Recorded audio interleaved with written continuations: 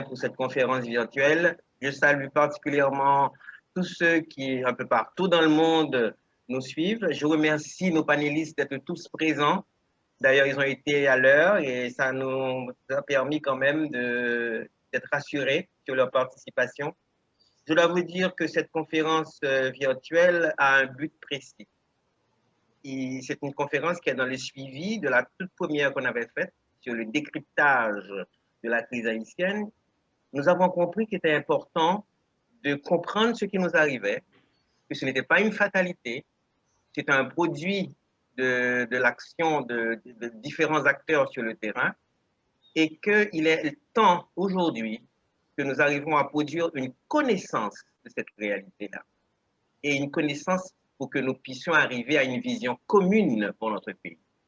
Car aujourd'hui, mes amis, trop souvent, nous avons des recherches qui sont faites, nous avons des discours qui sont faits, mais tout va dans des sens vraiment contraires et nous n'arrivons pas encore à construire cette masse critique de gens pour engager la transformation. Mais pour avoir cette masse critique, il nous faut avoir une connaissance commune, une compréhension commune de ce qui nous arrive. Donc, la première conférence, c'était un décryptage un peu général pour voir les différents aspects de la crise haïtienne. Celle-là est beaucoup plus spécifique et va porter sur l'insécurité. Et on va voir, à travers les interventions de nos différents panélistes, comment cette insécurité est je dirais, est multiple. Comment elle nous frappe avec force et comment elle a des dimensions spatiales, elle a des dimensions économiques, elle a une dimension culturelle. Tous ces éléments-là vont être pris en charge. Et ce que nous aimerions, mes amis, ce que nous aimerions, c'est que tout le public puisse prendre des notes, poser des questions et que ça fasse un travail dans la société civile et que ça permette justement aux différentes organisations et associations qui sont en formation ou qui existent déjà, qu'on leur donne un petit peu des outils pour mieux travailler, pour arriver vers cette vision commune pour le bien commun. Je voudrais saluer particulièrement Nancy Walk, qui est une personne qui se passe de présentation et qui a travaillé jusqu'à l'épuisement pour la réalisation de cette conférence virtuelle. Et moi, elle m'a convaincu, je suis Rudy Edmé, je suis un éducateur et un journaliste, elle m'a convaincu de la rejoindre dans ce projet. Donc, chers amis, je vais passer la parole à Nancy, mais avant, je voudrais simplement demander à tous ceux qui nous écoutent et qui peuvent nous apporter leur support. Nous aimerions que ces conférences ne restent pas simplement, je dirais, des débats d'un jour, mais que ça fasse son chemin dans la société civile. C'est pour ça que nous attendons vos réactions. Nous attendons aussi votre support parce que ça va nous permettre, par exemple, de les diffuser un peu plus largement dans le pays et en diaspora, en plusieurs langues, de manière à permettre à nos universités, nos écoles, à nos jeunes qui sont l'avenir de ce pays, de s'approprier de tout ce qu'on va partager dans ces conférences.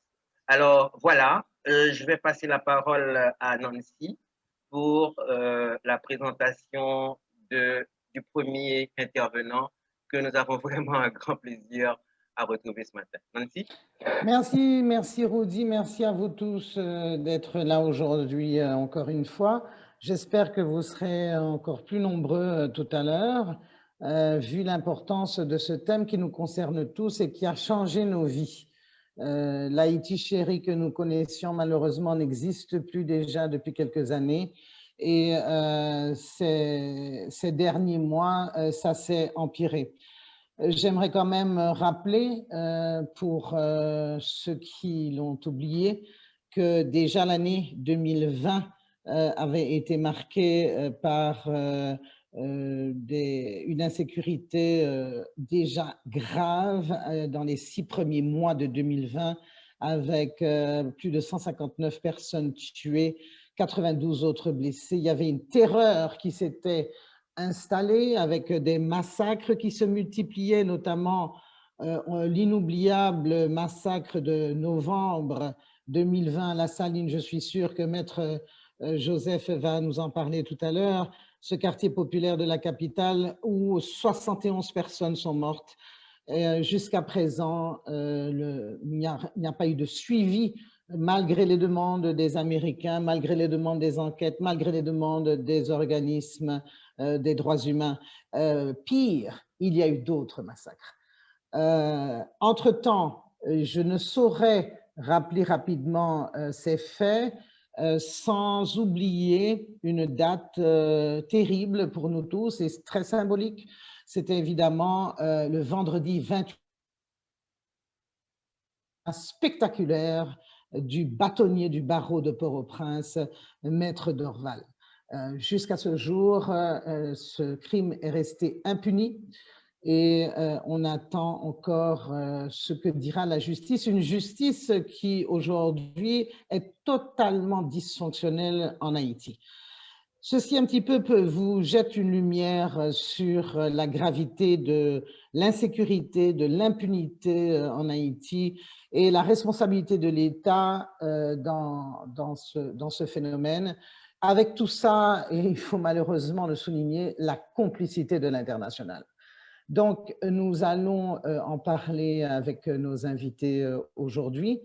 Mais tout d'abord, si vous le voulez bien, ou bien peut-être que j'attendrai tout à l'heure, mais quand même, j'aimerais le faire en début de cette conférence. D'abord, remercier mes partenaires, en l'occurrence le Syndicat de Montréal, PDG Communication à Port-au-Prince, la Fondation Zilé à Saint-Domingue et en République dominicaine.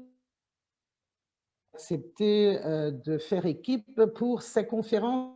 Je vous le rappelle, comme je l'avais fait lors de la première conférence, c'est une action civique absolument gratuite pour notre pays.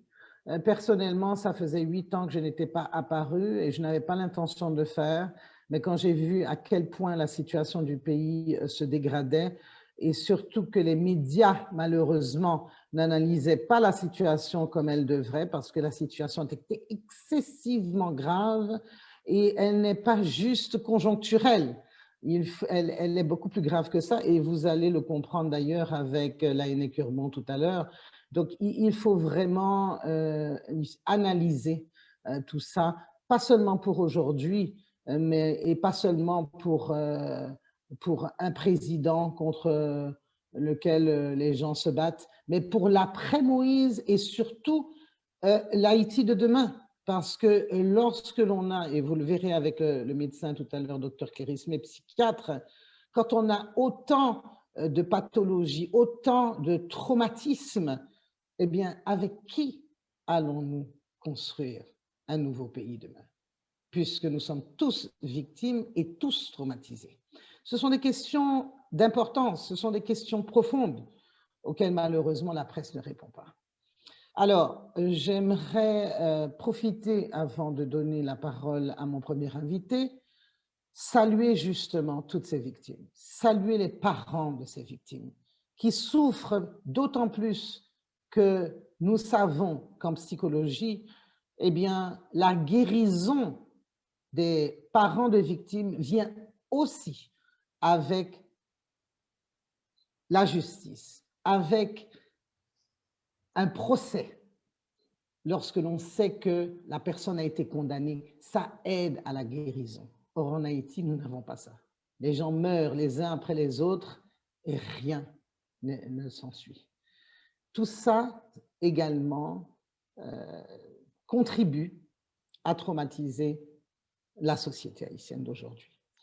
J'aimerais aussi saluer la mémoire des victimes du Covid. Et encore hier, on a perdu une grande dame, le docteur Yolène Surena. Voilà une personne qui a dédié sa vie non seulement à la médecine, mais à protéger tous les citoyens dans tout ce qui était protection civile, etc. Et malheureusement, nous l'avons perdu et on tient à saluer son esprit, sa contribution en lui disant merci et je vous demande s'il vous plaît 1 minute de silence. Au maximum, merci.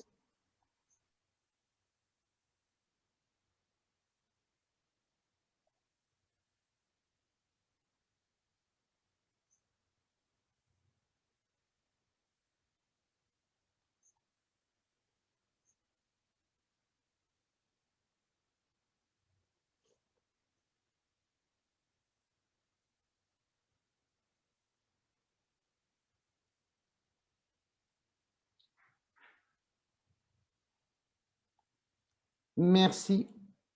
Nous allons donc passer tout de suite la parole à Laënec Urbon. C'est un grand plaisir pour moi de retrouver Laënec, qui est non seulement un ami, mais pour moi personnellement, est un sociologue émérite. Il est docteur en sociologie de la Sorbonne, directeur de recherche honoraire au CNRS de Paris, membre fondateur de l'Université Quisqueya, professeur à la faculté des sciences humaines de l'Université d'État d'Haïti et président du conseil scientifique du collège doctoral de l'université en Haïti. Il a publié sur le thème des rapports entre religion, culture et politique en Haïti et dans la Caraïbe. Parmi ses ouvrages, et croyez-moi, j'en ai lu beaucoup, Culture et dictature en Haïti, absolument incontournable, l'imaginaire sous contrôle aux éditions L'Harmattan 79.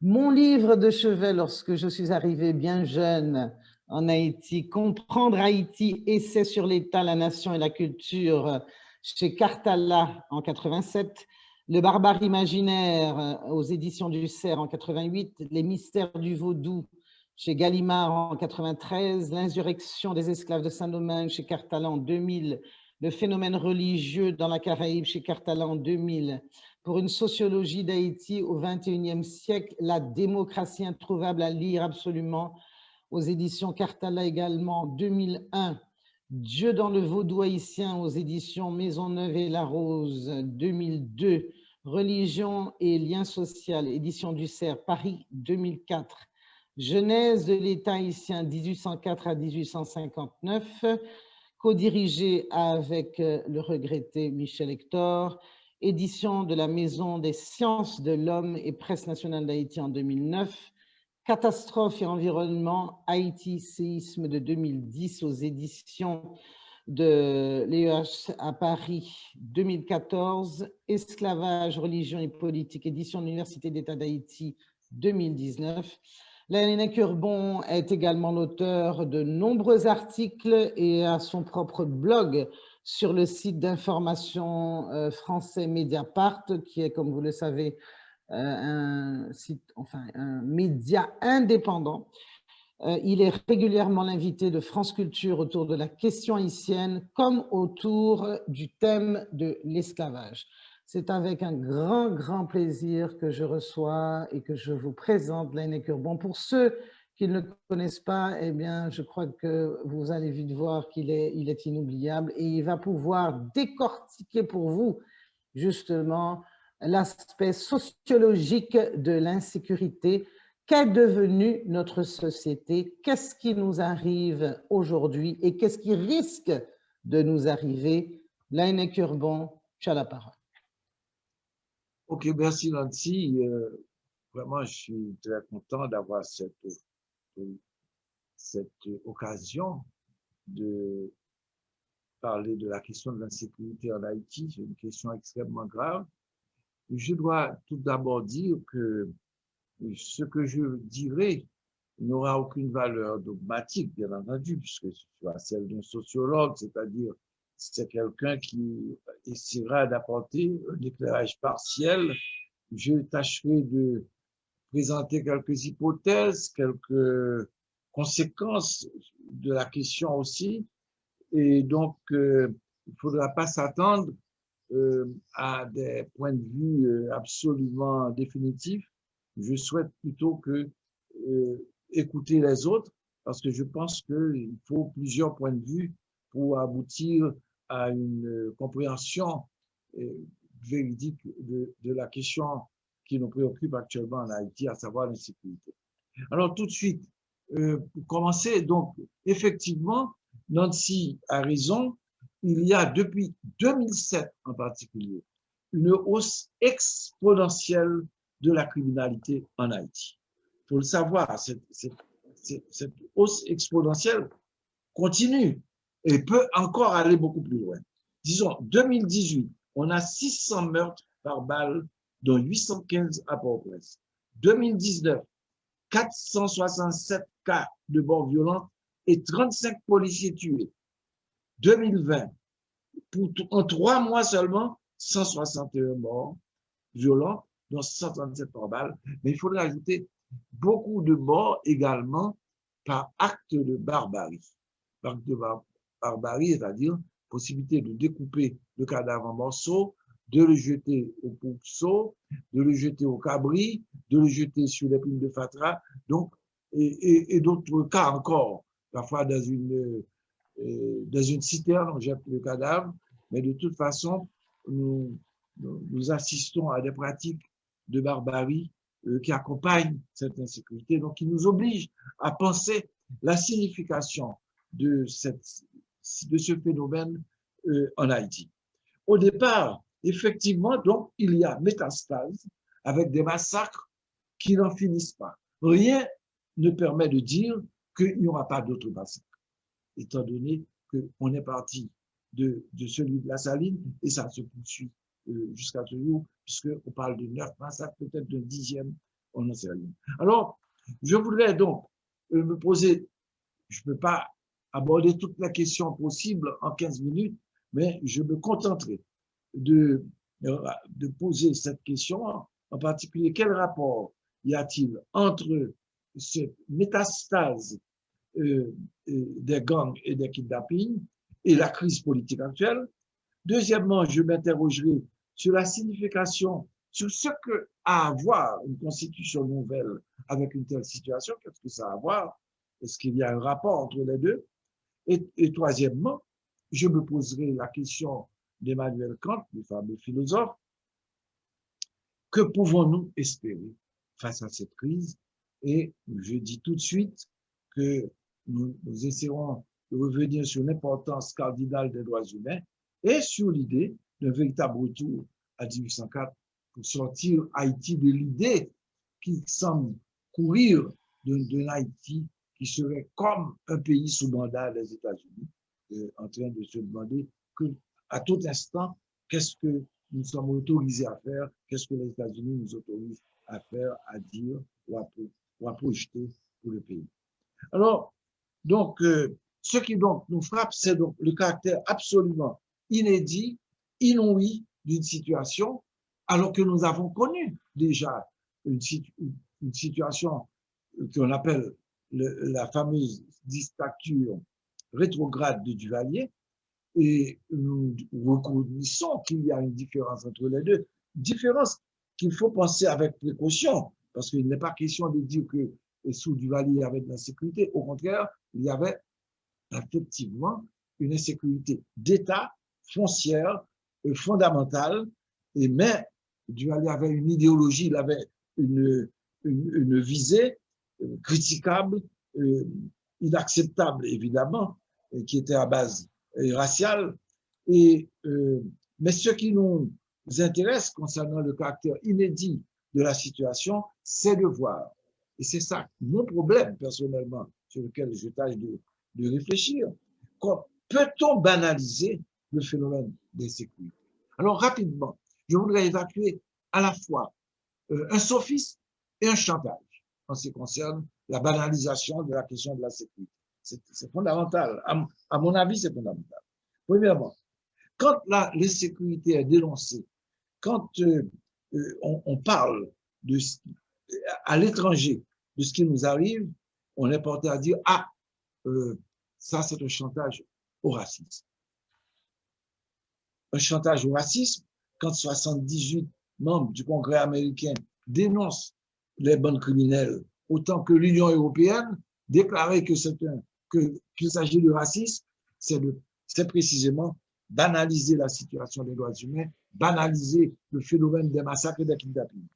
Deuxième point de vue également qu'il faudrait évacuer, qui est un problème je ne dis pas évacuer, mais je dirais qu'il faut critiquer.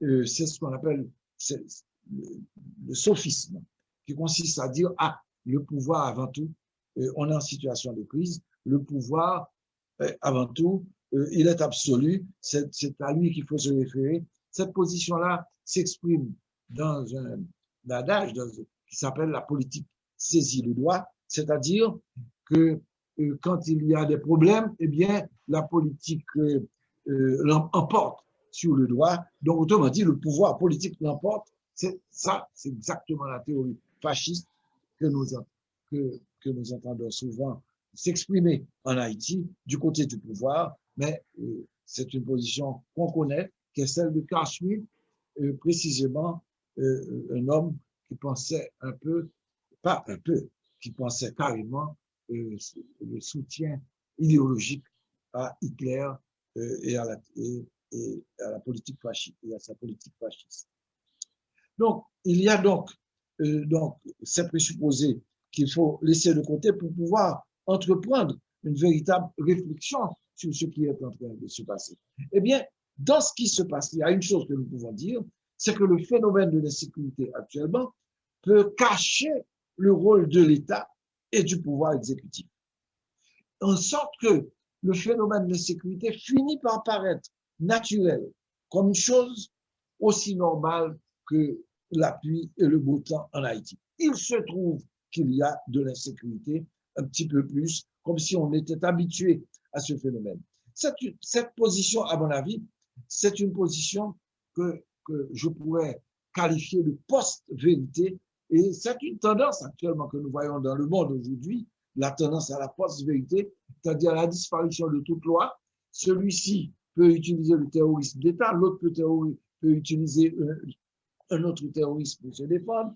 Et puis, il n'y a pas d'opposition réelle entre le vrai et le faux. Tout s'équivaut.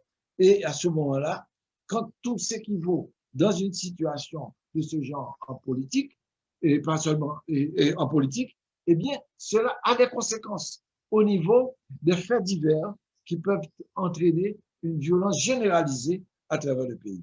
Et cette violence insécurité, cette violence qui peut être généralisée en Haïti, justement, a un problème, c'est que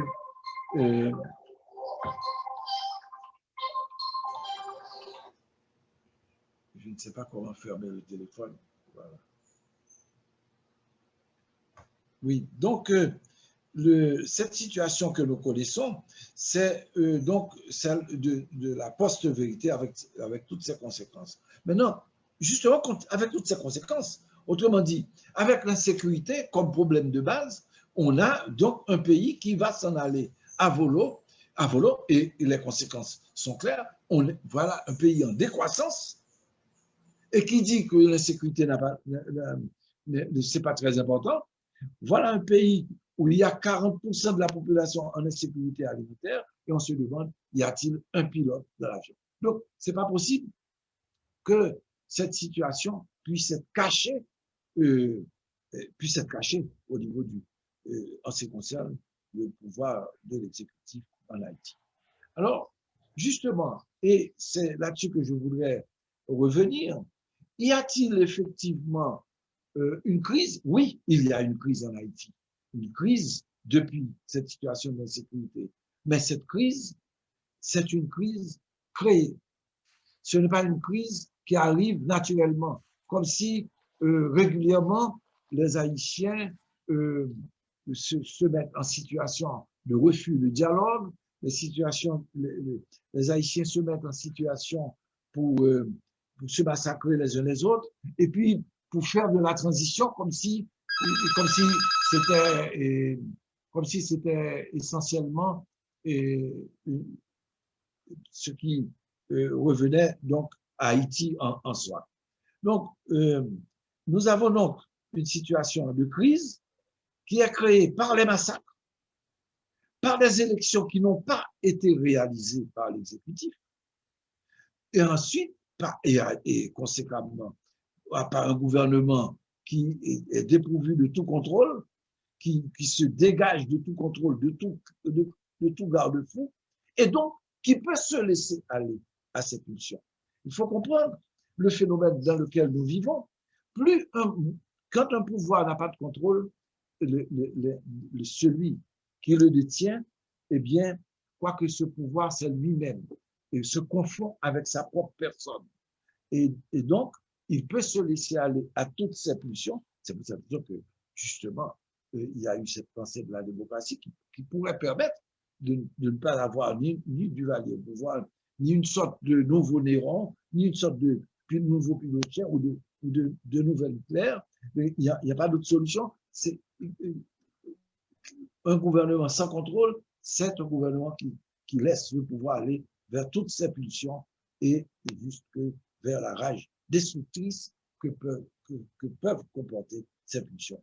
Donc, autrement dit, la crise est créée par des situations qui ne proviennent pas de la société haïtienne en soi comme telle, bien sûr, mais qu'il faut chercher dans l'exécutif, il faut chercher également du côté de la société haïtienne et à sa capacité précisément de se laisser prendre à des dérivatifs, de se laisser prendre à la question d'une naturalisation de la sécurité, de faire comme si cette chose pouvait se poursuivre, cette chose qui peut se poursuivre, mais cette chose-là, c'est ce qu'on appelle un trauma qui peut rester à l'intérieur de l'individu sans la possibilité d'une véritable digestion, une véritable suppression, pas suppression, mais d'une véritable prise en compte qui permettrait précisément de surmonter le trauma de la sécurité.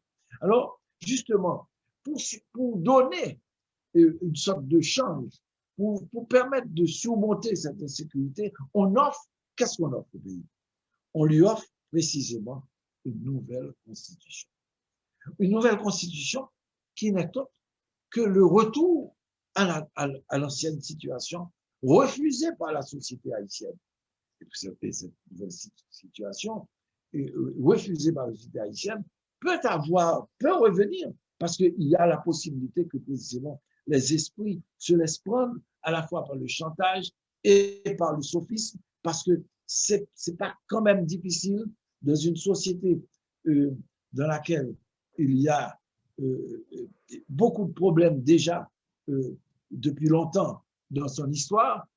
Pour comprendre aussi la difficulté pour nous de sortir de la situation dans laquelle nous vivons, il faut imaginer que Haïti sort de loin, que nous avons eu une forme de vie collective avant 86 et même avant 1957, une forme de vie collective qui faisait qu'il y avait un nombre d'Haïtiens considérable, en particulier dans la paysannerie et dans les bidonvilles, qui n'étaient pas encore très nombreux, mais qui existaient, et une forme de vie collective où il y avait des élites urbaines et des masses de gens auxquels on disait vous êtes bien à votre place. Donc, le créole que vous parlez n'est pas reconnu, le vaudou que vous pratiquez n'est pas reconnu, les revendications que vous faites aujourd'hui d'école, de santé, de route, vous pouvez les faire, mais vous n'y avez pas droit, vous n'avez pas de droit en quelque sorte.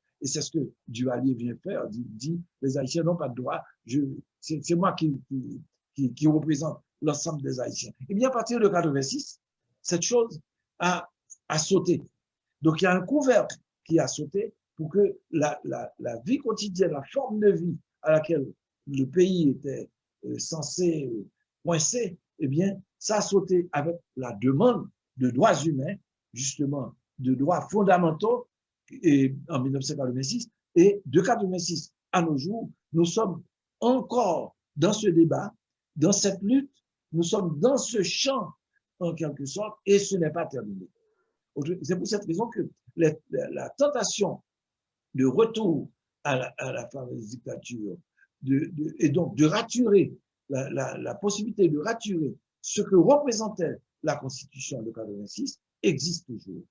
Oui, il faut comprendre qu'est-ce qu'il y avait dans la Constitution de 86 qui faisait que, effectivement, certains voient dans cette Constitution justement le mal dans lequel le pays se trouve.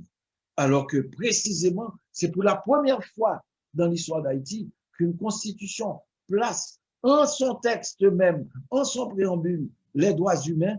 Et donc, l'inscription des droits humains dans le texte permet qu'un certain nombre de verrous sautent dorénavant en ce qui concerne la vie quotidienne en Haïti, que ce soit pour le créole, le vaudou, le système judiciaire, la possibilité de contrôler dorénavant un gouvernement qui ne peut pas prendre l'argent du pays comme étant le sien, qu'il envoie en Suisse ou bien qu'il envoie n'importe où. Il ne peut pas permettre qu'un groupe mafieux capture l'État et en fasse son bien propre. Ce n'est pas possible de devenir esclave, en quelque sorte. Donc, la Constitution de 86 représente la première Constitution directement, explicitement antidictatoriale. Pourquoi est-ce qu'on en fait précisément le problème principal comme donc, autrement dit, on le présente comme une véritable dérivative. Donc, on voit bien que l'enjeu réel de la situation actuelle, à travers la question de l'insécurité, de ce que nous donne à penser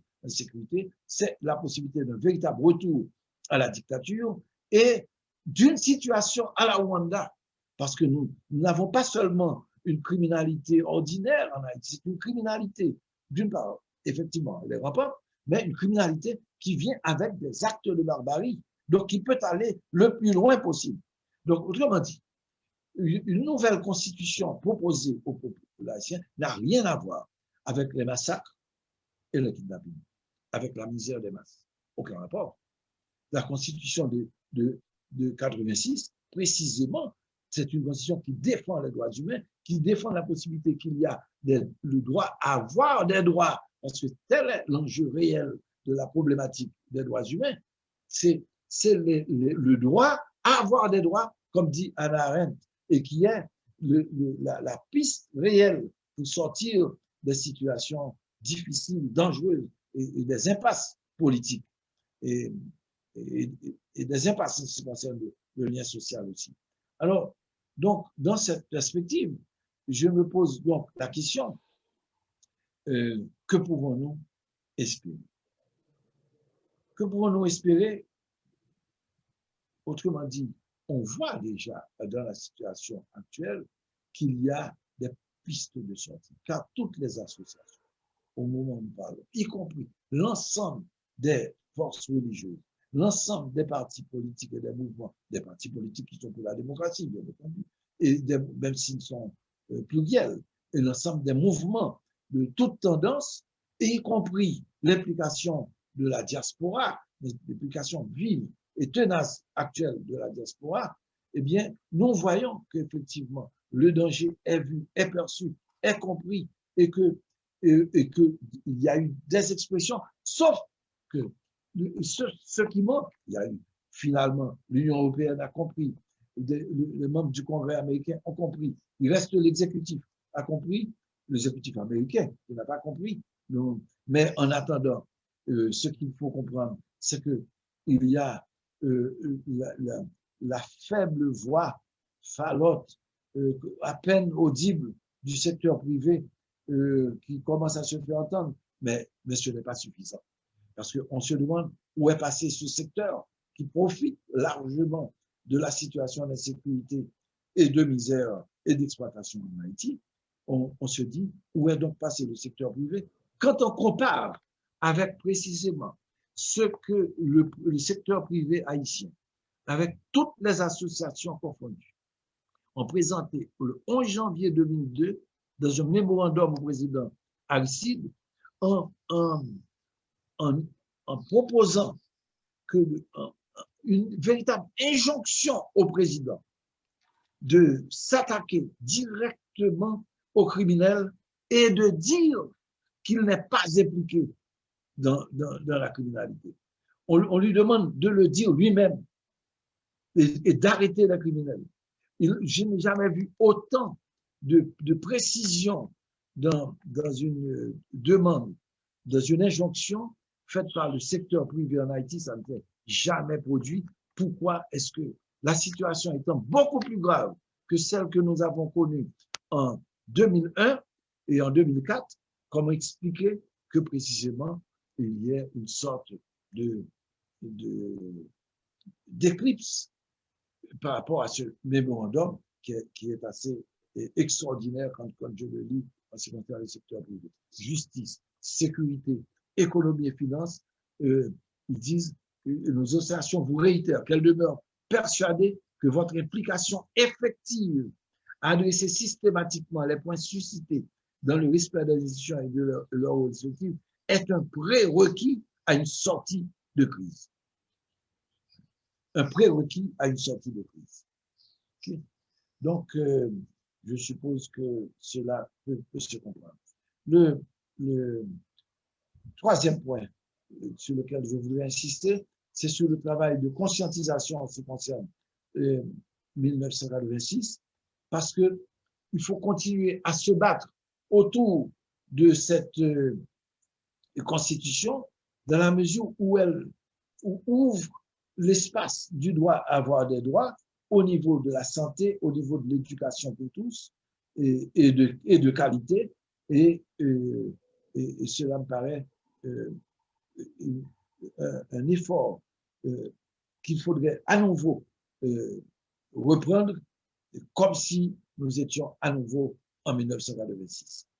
Et deuxièmement, que l'articulation avec la diaspora, qu'elle puisse se poursuivre globalement, mais par-dessus tout, et je voulais terminer là-dessus, je pense qu'il faudrait, dans une question qui suppose que j'appelle, que pouvons-nous espérer, il nous faut tout simplement revenir à l'esprit de 1804 et sortir de l'idée coloniale d'une société qui serait comme si elle était sous mandat des États-Unis, qui pourrait nous dicter exactement ce qui convient au peuple haïtien. Je pense que les Haïtiens voudraient les élections, mais elles ne peuvent pas se réaliser de comment, voudraient garder la Constitution du 1806 et continuer à réclamer un certain nombre de droits humains et approfondir la question des droits humains comme étant fondamentale qui nous permet de ne pas revenir à des situations dictatoriales. Et cela a été très bien démontré déjà, je n'ai pas besoin d'y revenir, par Georges Michel dans son article sur la Constitution dictatoriale. Merci pour votre patience et j'attendrai, je reste ouvert aux questions s'il y en a. D'accord. Merci Laïnek. Merci pour ton intervention. Très rapidement, nous allons passer au prochain intervenant. Il s'agit de Maître James Boyard. James, qui est politologue, juriste de formation, membre du bureau de l'Ordre des avocats de Port-au-Prince, diplômé de l'École nationale d'administration ENA et de l'Université Paris-Sorbonne en relations internationales et droit international. Il détient en outre 3 diplômes de master en défense et sécurité internationale, respectivement à l'Université Jean Moulin, Lyon 3, France, au Collège interaméricain de défense et à l'Académie de sciences politiques et stratégiques du Chili. Monsieur Boyard est actuellement professeur-chercheur en relations internationales, droit international et sécurité à l'Université d'État d'Haïti et a initié une formation doctorale en sciences politiques à l'Université du Québec à Montréal. Il est l'auteur de l'ouvrage « L'ONU et les opportunités de maintien de la paix », publié en 2010. Son dernier livre intitulé « Le procès de l'insécurité, problèmes, méthodes et stratégies » paraîtra bientôt à Livre en Folie le 31 juin. Monsieur Boyard coordonne actuellement avec Monsieur Mario André-Sol, ancien chef de la police nationale d'Haïti, la mise en place d'un think tank haïtien baptisé Groupe d'experts en stratégie, sécurité et développement. C'est une chose importante pour nous parce que nous avons besoin de cette réflexion sur l'insécurité après que l'AINEC ait proposé pour nous le cadre sociologique et certaines perspectives par rapport à la situation actuelle. James va rentrer maintenant dans le fond du sujet parce qu'il va nous parler des manifestations de l'insécurité sur le plan institutionnel, social et sur le plan aussi culturel, sur le plan de la crise des valeurs. Donc, et il fera quelques petites propositions. Je pense qu'il va répondre à certaines interrogations que vous avez tous dans le public. James, merci d'être là. Une petite, excusez-moi de vous interrompre, j'aimerais juste, tout en remerciant Laïnek Urbon, dire que le livre de M. Boyard, c'est pour le 31 mai, pas le 31 juin. Ah, ok. D'accord. Ensuite, nous avons déjà des questions, mais notamment au professeur Urbon, mais n'a dit tout le monde que n'a fait présentation avant et puis n'a posé question après, donc pas inquiétez-vous, tout le monde a bien posé questions. Et puis, on va rappeler tout le monde, c'est 15 minutes de présentation par panéliste. Merci beaucoup. Et puis, bienvenue encore au professeur Boyard et merci encore de sa présence. D'accord. James? Oui, merci Woody, merci Nancy et bonjour à tous. Laissez-moi prendre le temps pour saluer d'abord les autres intervenants à cette conférence virtuelle. Et c'est un privilège pour moi d'abord de partager ce panel avec des personnalités aussi réputées telles que le sociologue Laënnec Yobon, l'avocat international Mario Joseph, et même le docteur Clérispe, même s'il n'est pas là virtuellement avec nous. Je sais que sa présentation est en différé pour cette conférence. Donc, le premier point de mes propos, c'est déjà de revenir sur les statistiques présentées par Laënnec Yobon, parce que j'ai apparemment les mêmes statistiques, mais juste pour préciser et pour mettre certains chiffres en perspective. Et parce que si on parle de l'insécurité, de l'aggravation de l'insécurité en Haïti, de la crise et de la sécurité en Haïti, on parle de quoi? On parle tout simplement de l'aggravation justement des statistiques criminelles comme l'avait présenté justement Laënnec Yobon. On parle de quoi? On parle surtout de l'aggravation de deux champs de l'insécurité criminelle.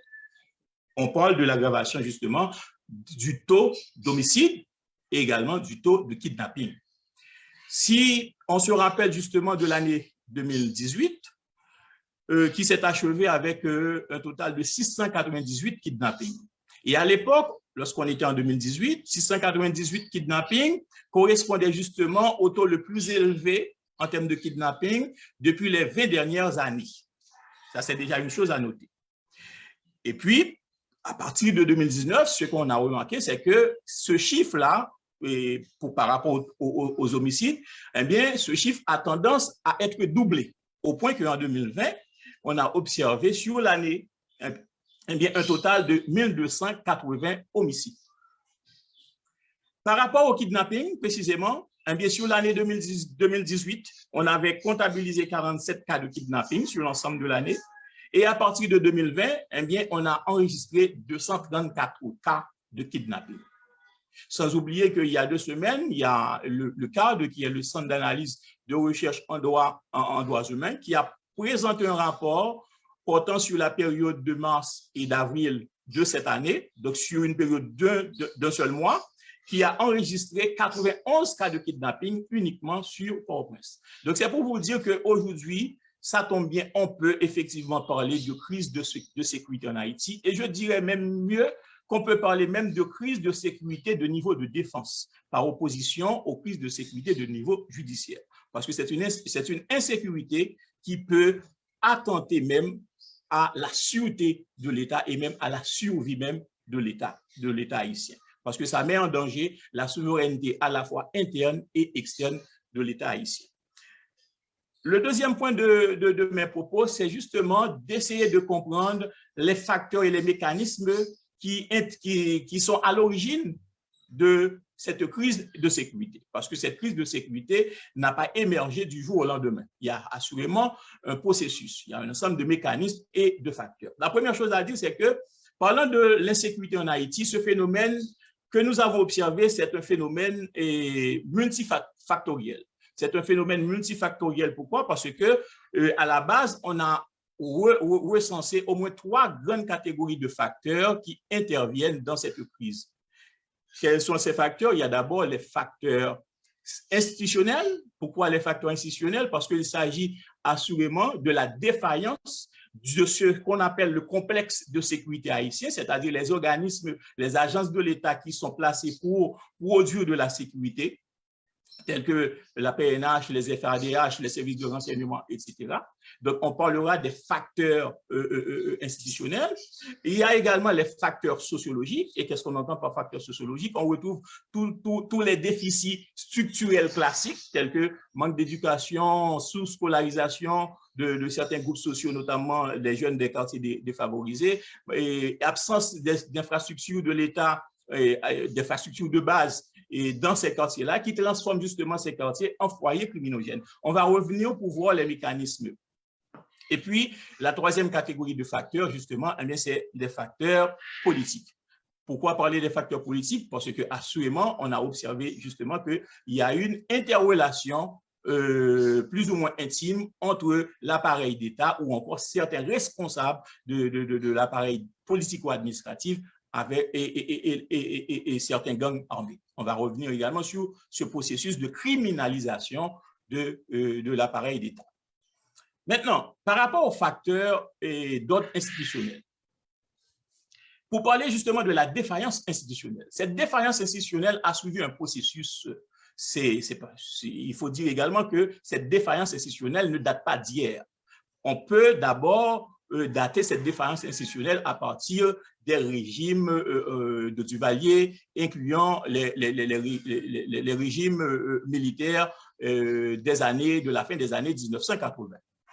Et on a vu que cette défaillance institutionnelle correspond à trois phases, trois étapes. La première étape, c'est cette étape qu'on a baptisée d'aliénation institutionnelle. Pourquoi on a baptisé cette phase de défaillance institutionnelle d'aliénation institutionnelle? Parce qu'on a remarqué qu'à partir de cette période datant de la période des Duvalier jusqu'à avant 1986, qu'il s'agissait pour les autorités de l'époque de détourner justement les missions statutaires, les missions légales des organismes de sécurité de l'État haïtien à des fins politiques, dans le sens que ces organismes avaient pour mission essentielle de cibler certains secteurs, notamment les secteurs des droits de l'homme ou encore les parties de la population qui militaient en faveur de l'établissement de la démocratie.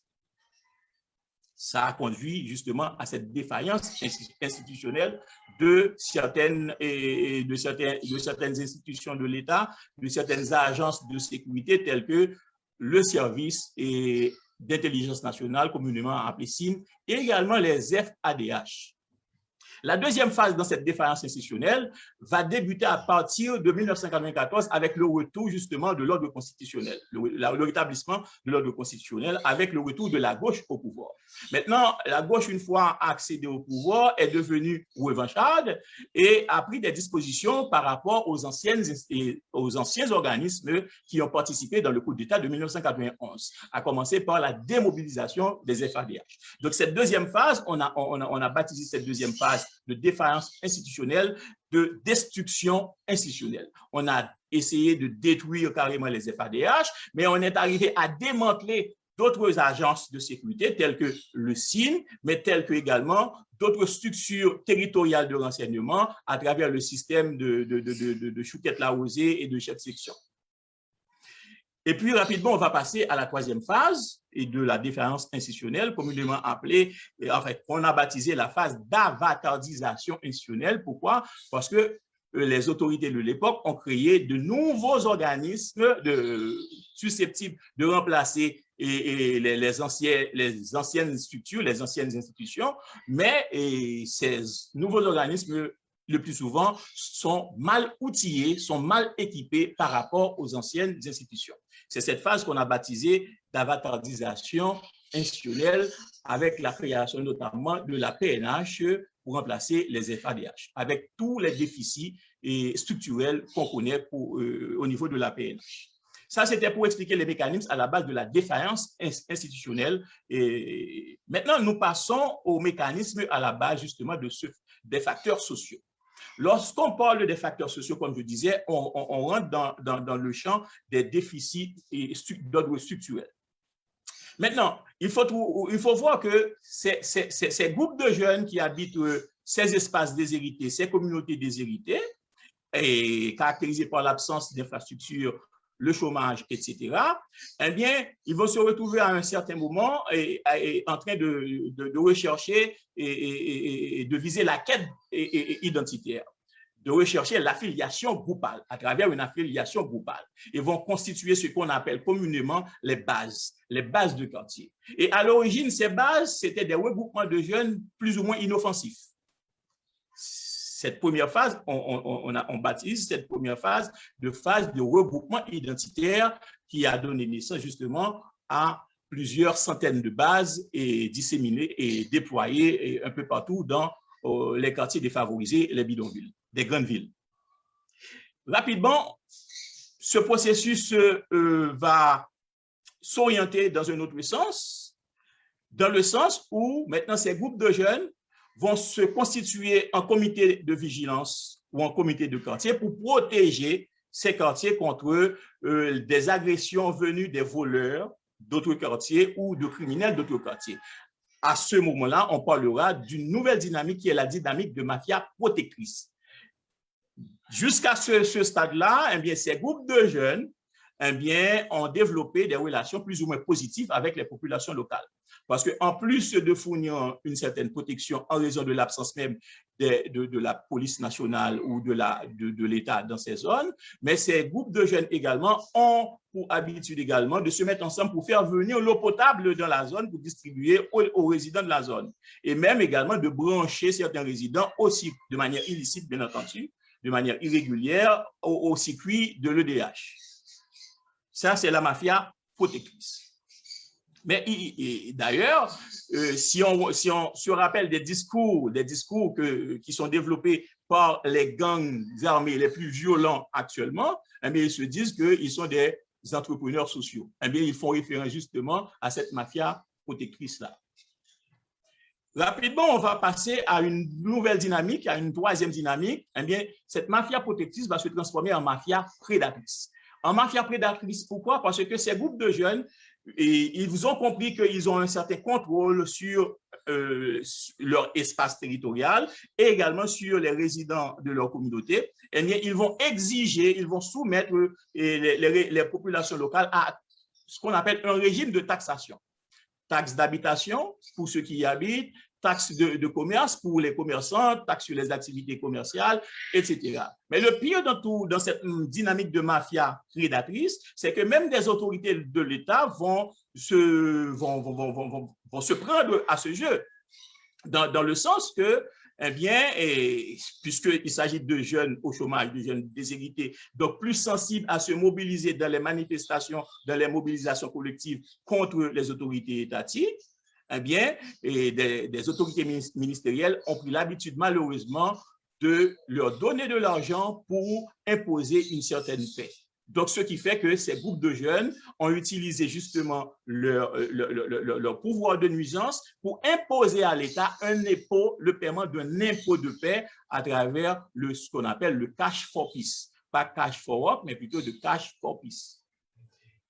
Et puis, assurément, en période électorale, eh bien, qu'est-ce qu'on va retrouver? Eh bien, les candidats à la députation, au sénatorial et même à la présidence, ils vont devoir payer une taxe de passage ou encore une taxe de réunion pour accéder à l'électorat de la zone. Parce que n'oubliez pas que ces gangs armés qui sont disséminés un peu partout dans l'aire métropolitaine occupent assurément 60% de l'électorat de la zone métropolitaine, du département de l'Ouest notamment.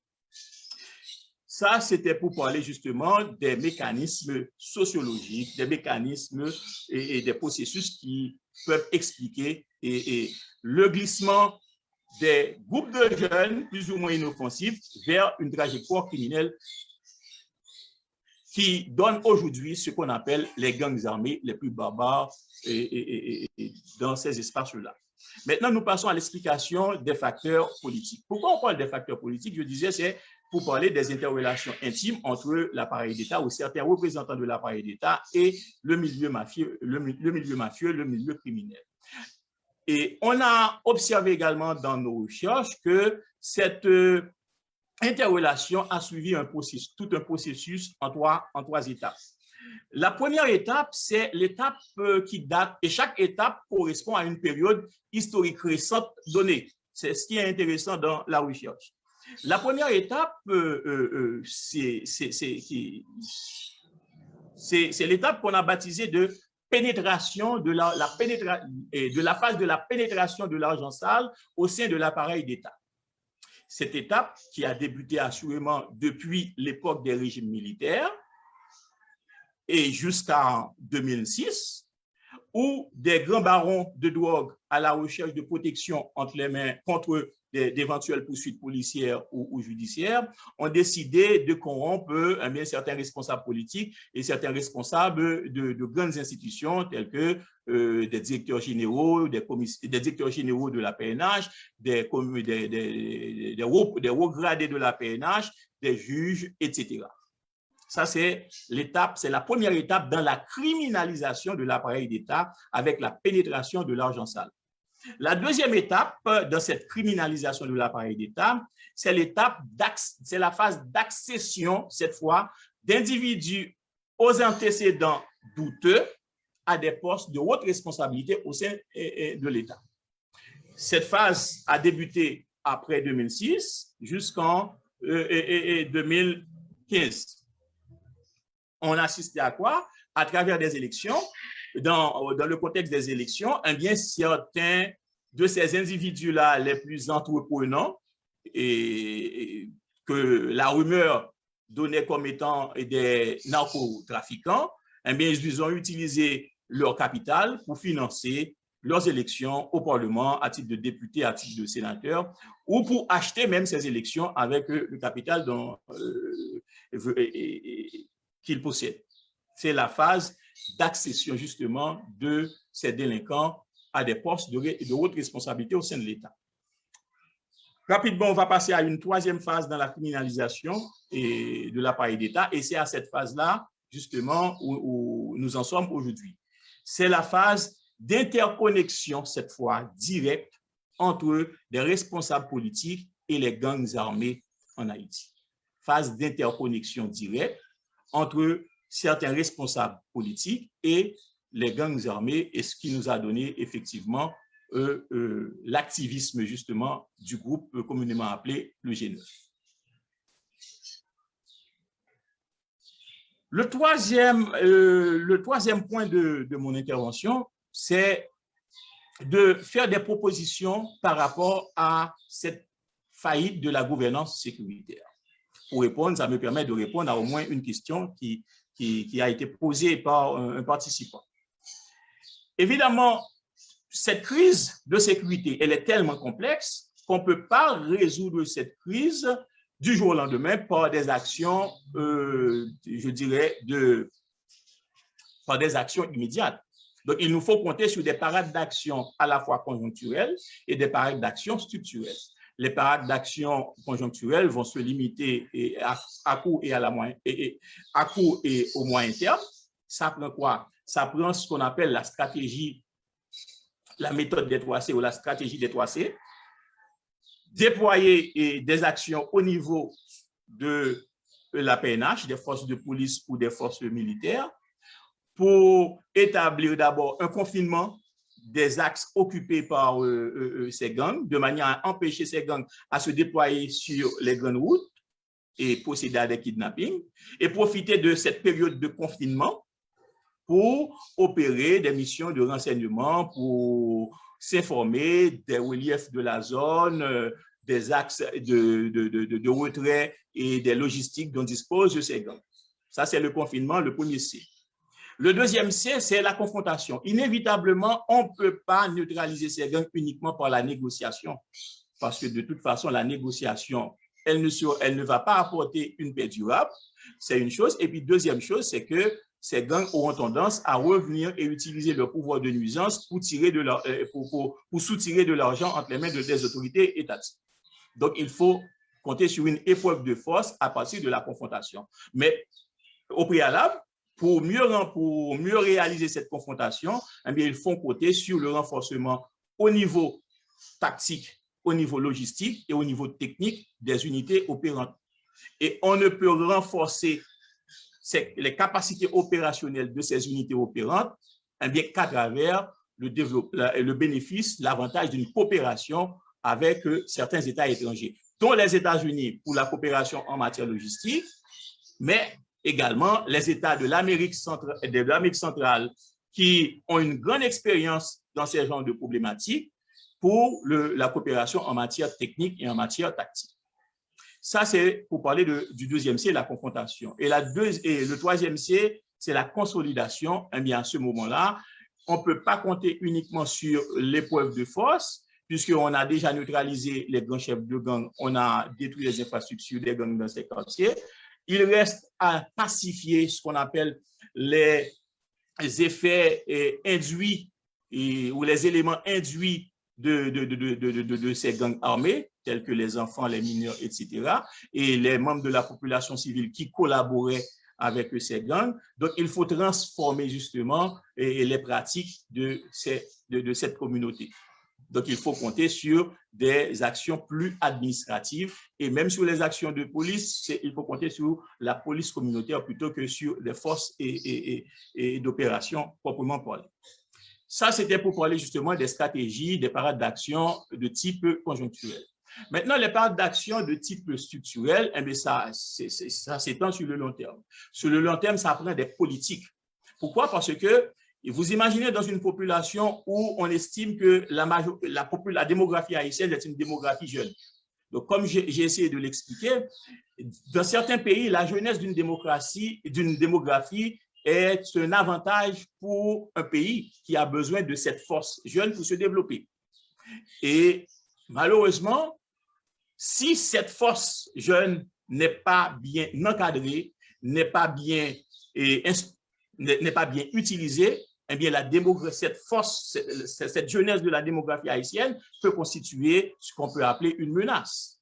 Eh bien, pour éviter justement cela, eh bien, il faudrait encadrer les jeunes à travers quoi? À travers une politique de jeunesse et contrôler également la démographie haïtienne parce qu'assurément, les ressources haïtiennes ne sont pas inépuisables. Donc, il faut une certaine politique de contrôle des naissances. Et je pourrais développer plus tard sur les autres détails liés à ces stratégies.